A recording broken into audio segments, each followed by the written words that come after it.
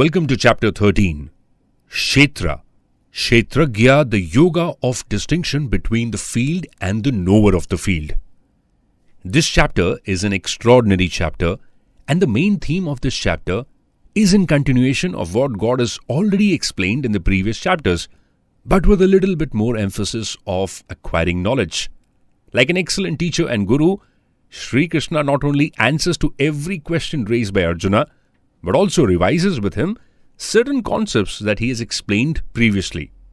This chapter can be summarized by assuming that our body is like a miniature universe.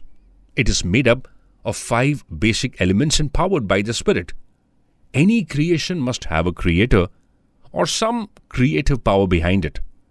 Now you can call that power with various names like Krishna, Shiva, Mother, Father, Ishvara, Allah, God, Jesus, etc. But God cannot be seen, described or understood by a human mind. The Creator Himself has become the creation, like the cotton has become the thread, the cloth and the dress. From a non-dualistic point of view, there is no difference between the two. The difference between the Creator and creation is like the difference between the sun and sun's rays. Those who have self-knowledge truly understand the difference between the Creator and creation, and they become God-realized. The entire universe is His expansion, and everything is nothing but Him. God is both Creator and the creation, the protector and the protected, the destroyer and the destroyed. He is within us, outside us, near, far, and everywhere. Based on its content, the 18 chapters of the Bhagavad Gita can be divided into 3 sections. The first 6 chapters describe Karma Yoga or the path of duty. The second set, from chapter 7 to chapter 12, glorify the path of Bhakti or loving devotion of God. They also describe the opulence of God as the divine nectar that nourishes devotion. Now the third set, starting from this chapter, expounds upon Tattva Jnana, or the knowledge, spiritual terms and principles. This chapter provides guidance to experience what we call the self. In this chapter, Krishna introduces 6 important terms: Kshetra, the field, and Kshetragya, the knower of the field. To put it very simply, the field may be considered the body and the inside of the body as the knower of the field. However, the field is actually much more than just the physical body. It includes the mind, intellect, ego, and all other components of material energy that are part of our personality. In broader terms, except for the soul, who is the knower of the field, all the material aspects of our entire personality are considered the field of the body. Next, he introduces the terms Jnana and Jnanam. Jnana is knowledge, and Jnanam is that which is worthy of being known. Jnana is knowledge that we all gather and values that we must practice after gathering knowledge about it. Jnanam is the ultimate truth, the unchanging reality that is the only thing in this universe worthy of being known. But the path to reach the ultimate truth is by treading on the path of knowledge, which Bhagwan himself lists down in this chapter in detail. Prakriti and Purusha are the next terms explained. Prakriti is anything that changes. The element that enlives and energizes the changing Prakriti is Purusha. Now without Purusha, Prakriti is static and has no life. So basically, Kshetragya, Jnanam and Purusha mean the same. Eternal truth worthy of being known. The path towards whom we must all tread to experience bliss, that is God.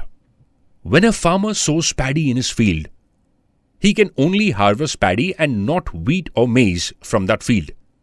Similarly, the good or bad thoughts and actions that we sow in our field, that is our body, and we harvest the resultant destiny.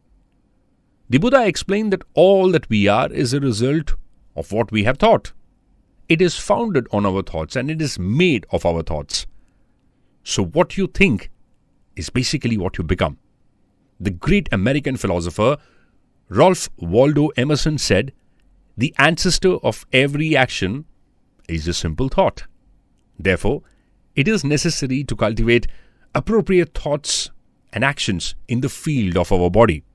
For this, we should be able to differentiate between Kshetra, the field, and Kshetragya, the knower of the field. Now, Krishna gives a detailed analysis of these two aspects of human existence. He starts by enumerating the material elements that encompass Kshetra, the field of the human body. The whole world, including our body, is made up of 5 basic elements of matter. Now, these elements are earth, water, fire, air, and ether, or an invisible element. We have 11 senses, 5 sense organs: nose, tongue, eye, skin, and ear. 5 organs of action: mouth, hand, leg, anus, and urethra. And a mind.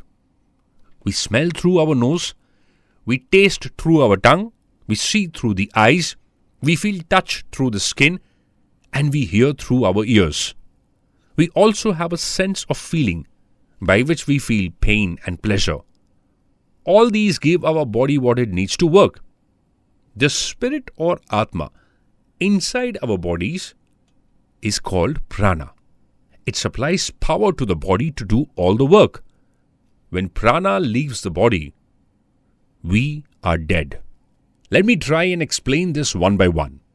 Body. The field of activities includes the body, but is much more than that. The body supports the soul in its quest for happiness in the world or in God as the soul guides it. Consciousness.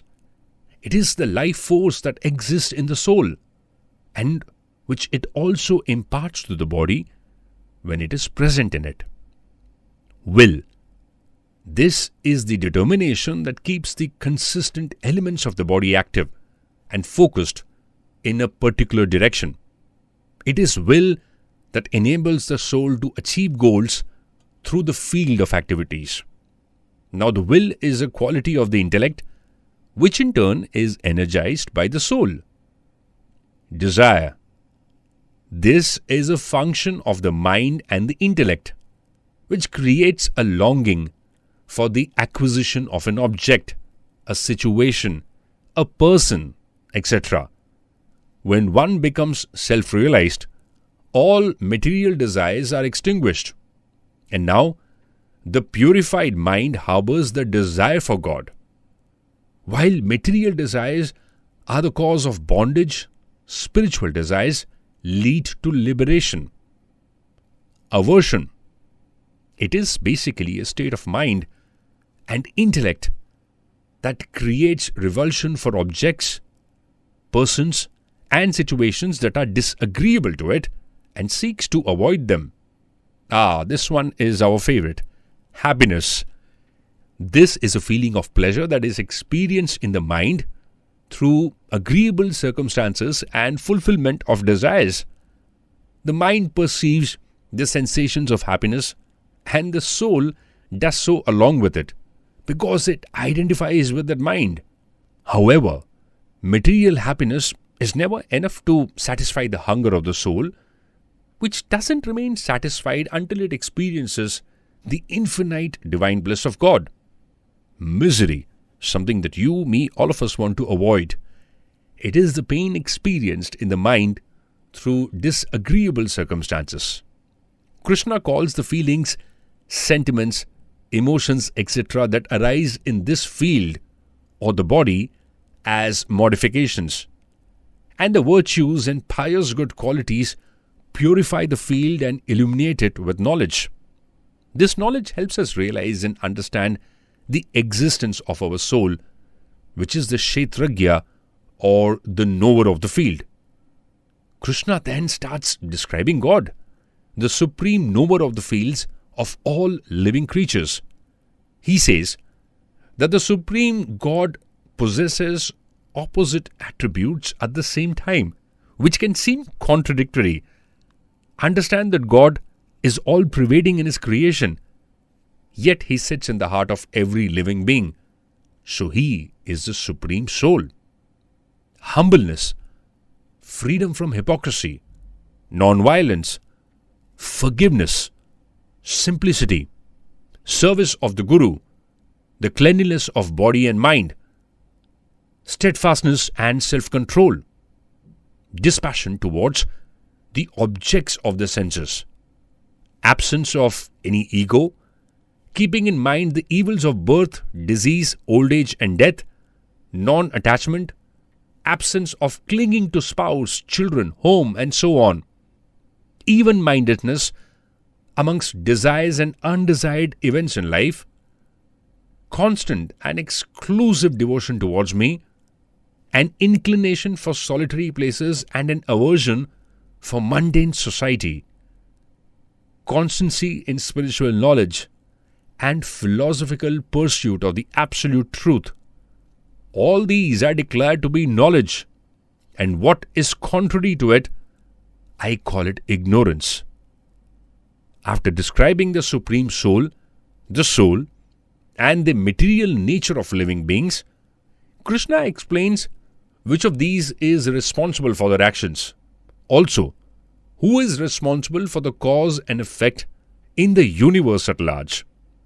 Now, those who understand these differences and identify the correct causes of actions are the ones who see the ultimate truth and are situated in knowledge.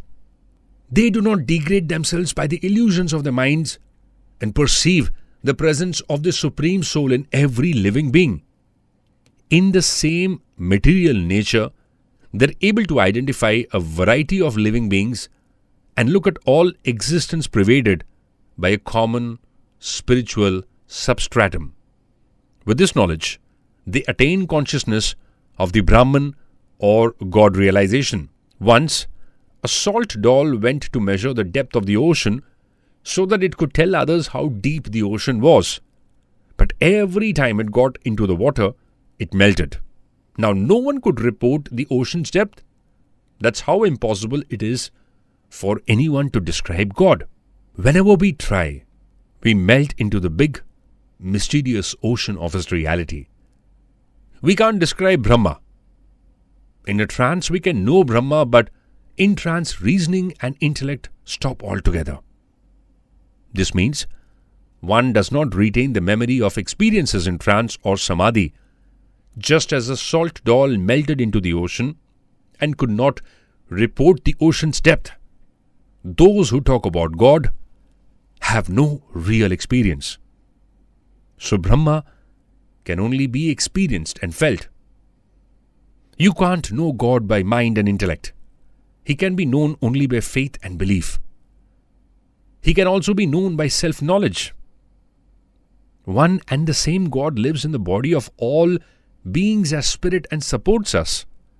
That is why we must not hurt anybody and try and treat everybody equally.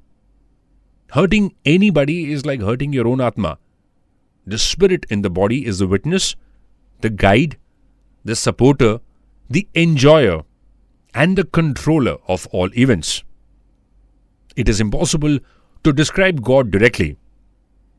The Supreme Being can only be described by parables and in no other way. His hand, feet, eyes, head, mouth, and ears are everywhere. He can see, feel, and enjoy without any physical sense organs. He does not have a body like us. His body and senses are out of this world.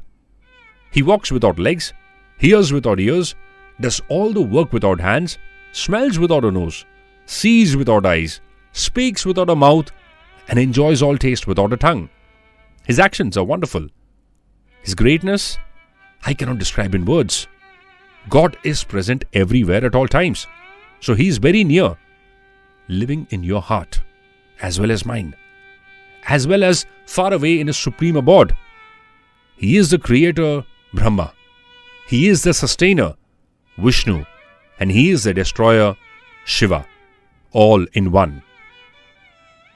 In our next episode, the 20 values and true knowledge that God Himself has told all of us to practice will be narrated in detail. And thank you so much for listening to us.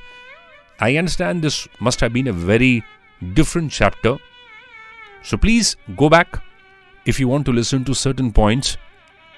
Start making those little points in your notebook or diary when you're listening to us.